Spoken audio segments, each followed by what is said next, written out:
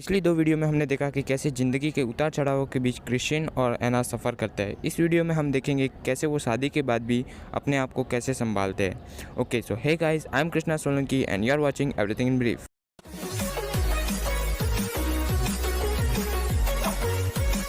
Movie के start में हम देखते हैं कि क्रिश्चियन और एना अपनी ज़िंदगी में काफ़ी आगे बढ़ चुके हैं और उनकी शादी हो चुकी है और वो हनीमून पर होते हैं और दुनिया भर में घूम रहे होते हैं। वहाँ पर उन्हें क्रिश्चियन की सेक्रेटरी रोज़ा का कॉल आता है। पता चलता है कि कंपनी के मेन सर्वर रूम में किसी ने आग लगा दी थी और उन्हें एक वीडियो भी मिलता है इस बारे में। एना वो आदमी को देखते ही तुरंत समझ जाती है कि वो जैक हाइड है, जो कि उसका बॉस था और उसे एना के साथ बदतमीजी करने की वजह से अपने काम से निकाल दिया गया था और इसी कारण से वो लोग वापस आ जाते हैं घर पर। हम देखते हैं कि क्रिश्चियन ने एना के लिए काफ़ी ज़्यादा सिक्योरिटी प्लान कर रखी होती है। अगले सीन में एना ऑफिस में होती है। वहाँ पर उसके ऑफिस बदला बदला सा लगता है। एना इसका कारण पूछती है। उसे पता चलता है कि उसे नए फिक्शन एडिटर के पद के लिए प्रमोशन मिला है।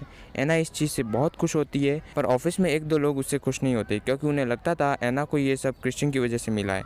तभी वहाँ पर क्रिश्चियन आता है और एना से पूछता है कि मैंने तुम्हें कितनी सारे मेल किए, तुमने उनका रिप्लाई नहीं किया। तुम चाहो तो घर पे रह सकती हो, आराम कर सकती हो। एना बोलती है कि नहीं, मुझे अभी अपना नाम बनाना है और तुम मुझे ये बताओ कि मुझे ये प्रमोशन क्या तुम्हारी वजह से मिला है। क्रिश्चियन बोलता है कि नहीं, ये सब तुम्हारी मेहनत का फल है। इससे एना को राहत मिलती है।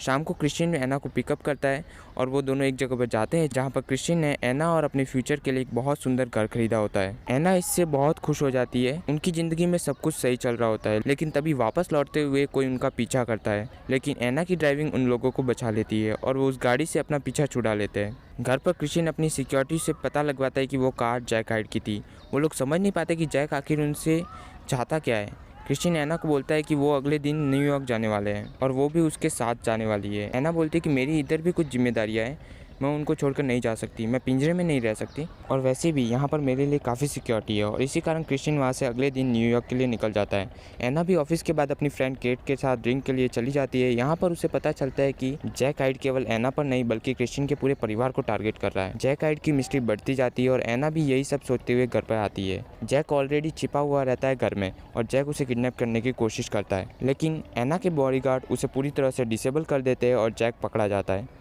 और उसे पुलिस के हवाले कर दिया जाता है। अगली सुबह क्रिश्चियन घर पर आता है, लेकिन वो एना से गुस्सा होता है क्योंकि उसने एना को सावधान किया था और बाहर जाने के लिए मना किया था। क्रिश्चियन अगले दिन एना को पनिश करता है, उसे सेक्सुअली बहुत ज़्यादा अग्रेसिव करता है।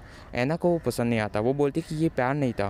क्रिश्चियन बोलता है कि मैंने तुम्हें सीधे घर आने को कहा था और जब मुझे पता चला कि जैक यहाँ पे है तो मैं काफ़ी डर गया था। एना बोलती कि मैं बस अपने दोस्तों से मिलना चाहती थी और तुमने भी मुझे नहीं बताया कि वो तुम्हारी फैमिली को टारगेट कर रहा है। क्रिश्चियन बोलता है कि मुझे भी नहीं पता कि वो हमारे पीछे क्यों पड़ा है, मैं तुम्हें डराना ही नहीं चाहता। इस तरह से उन लोग के बीच में सब कुछ ठीक हो जाता है। क्रिश्चियन एना के मूड को अच्छा करने के लिए एक हॉलीडे प्लान करता है और वो भी उसके दोस्तों के साथ। इस ग्रुप में केट और जॉर्ज के अलावा एलियट और मिया, जो कि क्रिश्चियन के भाई बहन होते हैं, वो लोग काफ़ी ज़्यादा मज़े करते हैं हर तरह से।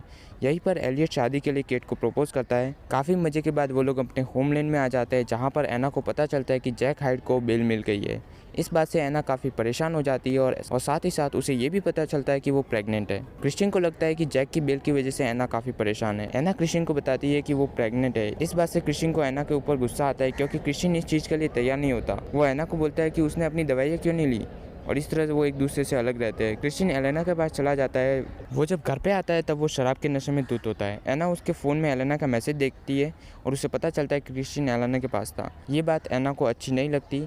अगली सुबह उनके बीच में एक बार फिर झगड़ा होता है। क्रिश्चियन बोलता है कि तुम अगर कहीं भी बाहर जाओ तो मुझे बताना चाहिए क्योंकि मैं तुम्हारे बिना नहीं रह सकता। एना बोलती है कि तुम्हें ये सब तब सोचना चाहिए था जब तुम एलेना के पास गए थे। एना इसलिए नाराज होती है क्योंकि एलेना वो पहली औरत होती है जिसने क्रिश्चियन को बचपन में सेक्स करना सिखाया था और BDSM टॉयज़ का यूज़ करना भी। ये बात इतनी बिगड़ जाती है कि एना बोलती है कि अगर तुम्हें ये बच्चा नहीं चाहिए तो मैं अकेले भी इसे पाल सकती हूँ। अगले दिन एना अपने ऑफिस में होती है। उसे मिया के फ़ोन से उसे जैक हाइड का फ़ोन आता है।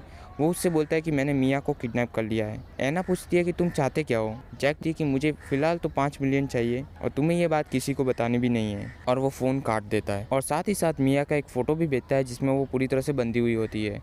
एना ऑफिस से सीधा घर जाती है, बैंक से पैसे निकालने के लिए चीज़ें लेती है और साथ ही साथ सॉयर द बॉडीगार्ड को चकमा देकर निकल जाती है। सॉयर क्रिश्चियन को फ़ोन करता है, क्रिश्चियन एना को फ़ोन करता है पर वो फ़ोन नहीं उठाती। एना बैंक पहुंचती है। वो मैनेजर को विड्रॉल के लिए बोलती है। एक बड़ा अमाउंट होने की वजह से मैनेजर क्रिश्चियन को फ़ोन करता है और कन्फर्म करता है। मैनेजर क्रिश्चियन और एना की बात करवाता है। क्रिश्चियन को लगता है कि रात के झगड़े की वजह से एना उसे छोड़कर जा रही है और चूंकि जैक ने मना किया था इसलिए एना भी क्रिश्चियन को कुछ नहीं बोलती। क्रिश्चियन मैनेजर को विड्रॉल के लिए हाँ बोल देता है। इधर सॉयर बैंक पहुंच जाता है, ये एना देख लेती है जिसकी वजह से एना जैक को फ़ोन करती है और बोलती है कि मेरा टाइम पर पहुंचना इम्पॉसिबल है। जैक बोलता है कि मेरी गाड़ी बैंक के पीछे खड़ी है तो तुम्हें उधर आना होगा। एना मैनेजर से उसका फ़ोन मांगती है। मैनेजर उसे मना नहीं कर पाता क्योंकि वो बैंक की बहुत बड़ी कस्टमर थी। वो बाहर आती है, उसका फ़ोन ले लिया जाता है और फ़ोन फेंक दिया जाता है एना को कोई ट्रैक न कर पाए इसलिए। लेकिन एना का फ़ोन बैग में ही होता है और जो फ़ोन फेंका गया होता है वो मैनेजर का था। क्रिश्चियन को पता चलता है कि मियाँ भी गायब है। क्रिश्चियन को पता चलता है कि ये सब बातें एक दूसरे से कनेक्टेड है। क्रिश्चियन एना के फ़ोन को ऑलरेडी ट्रैक कर रहा होता है, वो उसका पीछा करता है और पुलिस को भी फ़ोन कर देता है। यहाँ पर दूसरी तरफ देखते हैं कि जैक एना पर हमला करता है। वो उसके पेट में भी लात मारता है। वो प्रेग्नेंट होती है फिर भी, लेकिन एना के पास गन होती है जो उसने क्रिश्चियन के ड्रॉवर से उठाई थी।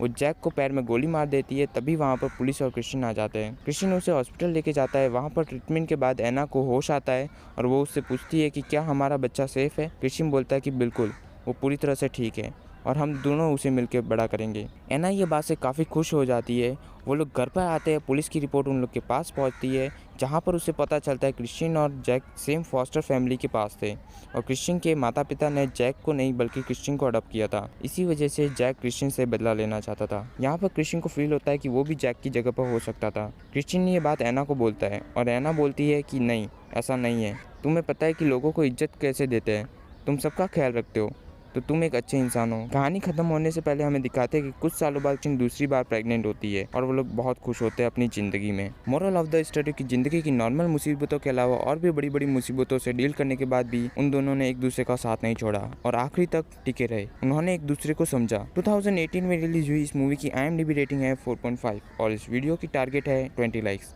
कम ही है, कर देना। और इस वीडियो को बनाने के लिए काफ़ी मेहनत लगती है तो एक सब्सक्राइब बनता है। That's it for today guys, bye bye.